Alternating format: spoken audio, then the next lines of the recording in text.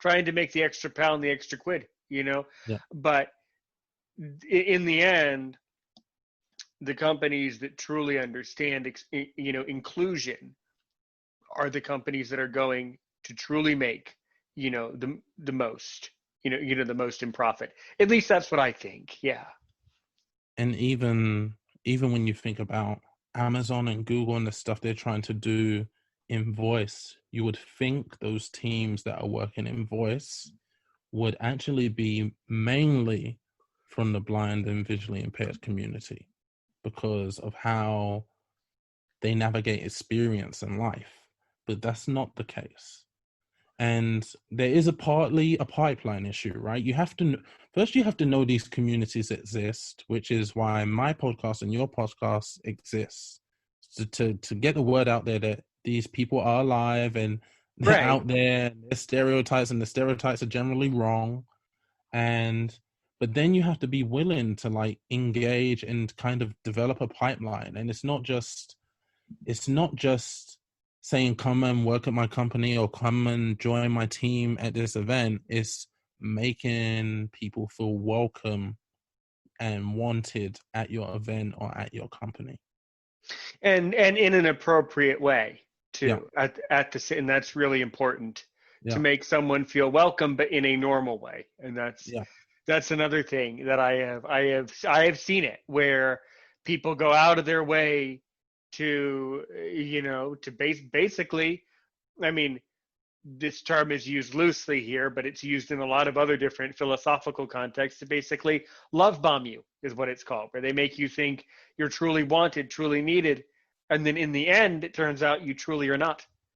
And that really, what that does is that really, really, really affects blind people. It makes them resentful towards sighted people, and it makes them angrier, and it makes them less likely to want to work for themselves. So that's one of the biggest problems that we have in the blindness community, is that we have a lot of blind people who are either working very hard, like me, and then there are a lot of other blind people who, out of no fault, usually no fault of their own, almost 99% of the time, simply it's not their fault, but they just are not able to find employment. They just are not able to find meaningful things. Well, my point, to hammer home, I'm sure you understand it, is that really, really, really affects the psyche of the community of blind people. And it really affects the way that we perceive the future. And it affects the fact that we're going to end up with a society with a lot of blind people who are kind of resentful and not really wanting to contribute back.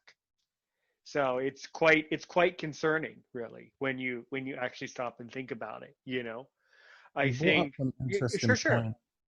You brought up some interesting points. Like, I didn't know. I know blind and visually impaired because of that's the name of the group, but I didn't know the term sighted, and I didn't know, like, typically, especially now in today's day, when it comes to women and ethnic minorities, you kind of know the words that offend people, the words that are specifically for that community. You know roughly where the boundaries are in terms of a healthy communication. And like you said, like, you don't want people to feel resentful, you don't want to overdo it. And I think we come to a place, or where we're trying to strive more than ever to get to a place today where at least women and ethnic minorities are being included in conversations where there's a mutual language and a mutual dialogue of what can be said and how things should be said, and the right you called it, love, did you call it love bombing? Yes, it's a term where you want to make someone feel accepted in a community, but in your heart that when you're reaching out to them, in your mind you really don't want them, you really don't need them, but you want to pretend that you do. So you just shower them with love. Oh, we love you. Here's how you can help us. Here's how you can contribute. And it's called, in American English, it's called love bombing. Yeah. Yes. So Mm-hmm. you can overdo that. You can overdo it, right? And understanding like and that's why I joined the group. That's why I joined the community, to understand where the parameters are. How do there is a obviously each individual is different, but there is a general way to communicate with particular groups, and as you get to know individual people, you get to understand their personal likes and dislikes. But Right. I had no awareness whatsoever, and there's no point in my life I'm where I pleased. was taught that. Well, and that is, thank you. That's fine, Dominic. By the way, listener, I don't expect sighted people. That's a new vocab. We're gonna have a vocab bar. We're gonna have a vocab chart in this description. I think vocabulary used. You Yeah. know. Okay, I can be a little facetious sometimes. I like to kind of joke around and make it lighthearted.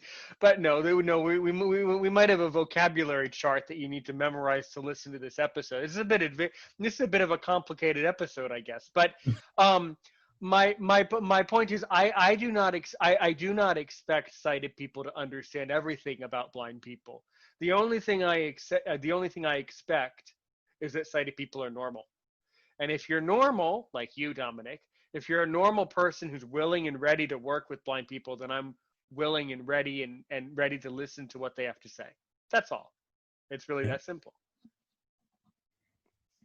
Yeah, it's definitely, and I think the awareness, I think society is becoming, I like to think society is becoming more aware of these things, especially I now, don't like, think. Well, I would. I mean, I would respectfully disagree slightly there. okay, I don't think so. I don't think so at all. I think, as I said, I think the problem is getting worse and worse and worse.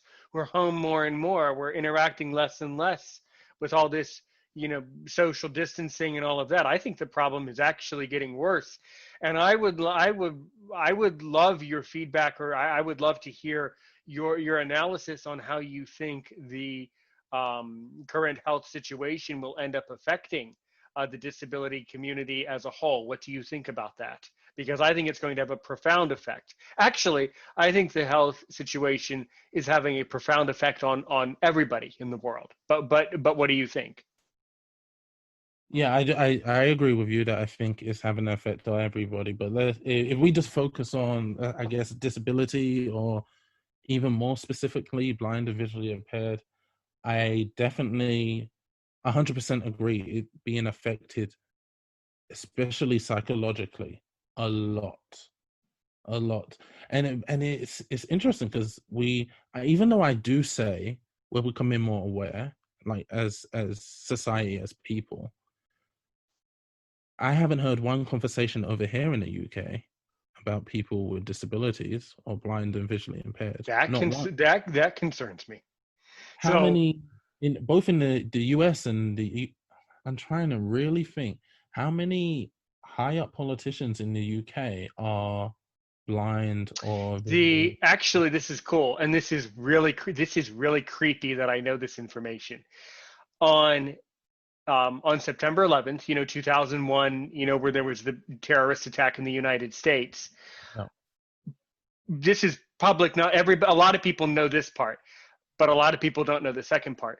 President Bush called at some point was put in touch over phone by the or to the British Minister of Homeland Security, your Ministry of Homeland Security, and at that time, that Minister of Homeland Security, was blind, actually. Oh, that's cool. Did, That's did you know that? No, I didn't. Really? I didn't. That's where a lot of British people know about that. Yeah, there was the minister. I believe the minister of Homeland Security in the UK in 2001 was a blind person. So there have been blind people in political positions throughout Yeah. history, but just like right there, you didn't know about it. See, that's the problem. Not enough people knew. Hmm. And it's there's two sides to it, right?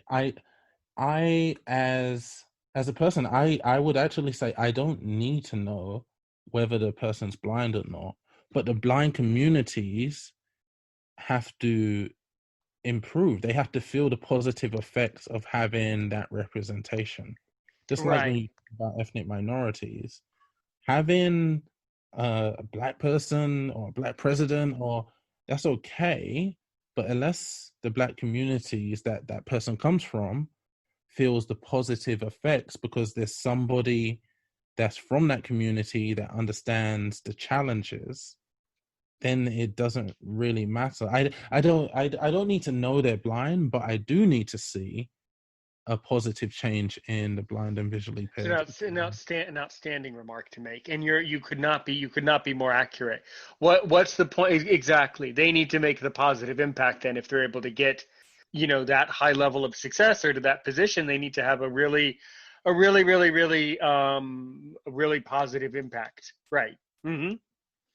Yeah, you're right. You're absolutely correct about that.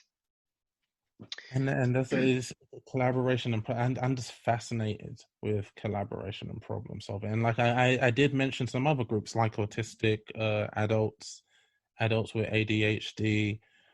I have a guest coming on the show that has a business and she brings therapy dogs into workplaces to help people de-stress. And again, focus on innovation and problem solving. One, or maybe this will lead into another flow of conversation, is for the blind, and obviously you can't speak for the whole community, but for the blind and visually impaired community, what is need like you mentioned a feeling of resentment. What's Hmm. needed for the connection, the integration to be felt welcomed without love? Yeah. Yeah, Love. without the love, exactly, and that's exactly the right follow-up question. What needs to be done is that I am suspicious that in the United States, my basically what happened, and I'm going to scratch this is the tip of the iceberg. Basically what happened is I graduated from university in the field of international relations and I was not able to find a job. So luckily, because I wanted to be a teacher, I got into teaching online, and now that's what I've been doing for 5 years, and that's perfect. It's a perfect job for me. So now I have a job when I'm not doing this podcast. I started the podcast about a year ago.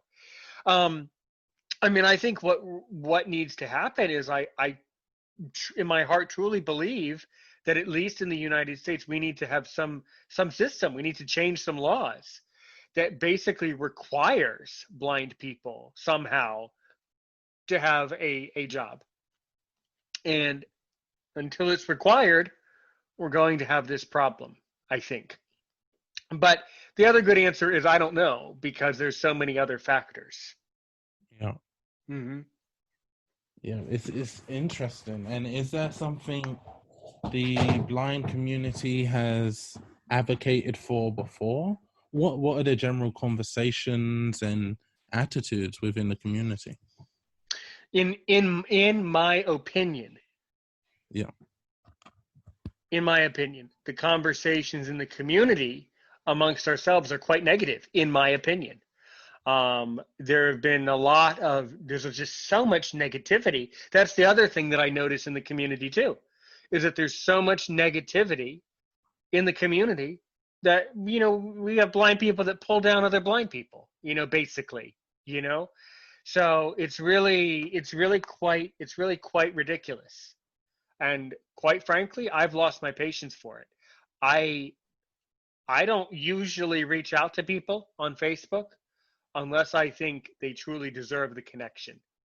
And that's why I reached out to you. I don't know what you said exactly. I forget which post I saw, but it must have been something good to get me to message you. Tr- Trust me for that.